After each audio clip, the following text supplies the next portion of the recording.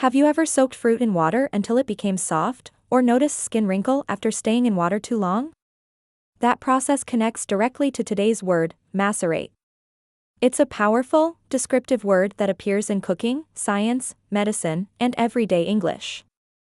Macerate means to soften or break down something by soaking it in liquid for a long time. In simple terms, when something becomes soft, pulpy, or weakened because of moisture, it is macerated.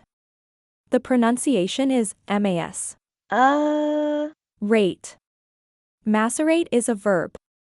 In cooking, fruits are macerated in sugar or liquid to release flavor and juices. In science or medicine, tissues may macerate when exposed to excessive moisture. Even skin can macerate if it stays wet for too long. Here are some common synonyms of macerate: soften, soak, dissolve, break down, weaken, steep. For example, the chef soaked the berries means the same as the chef macerated the berries. Now let's look at antonyms, words with the opposite meaning. Harden, dry, solidify, strengthen.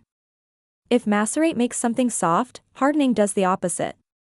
Let's see macerate in real-life sentences. The strawberries were macerated in sugar to make a sweet dessert.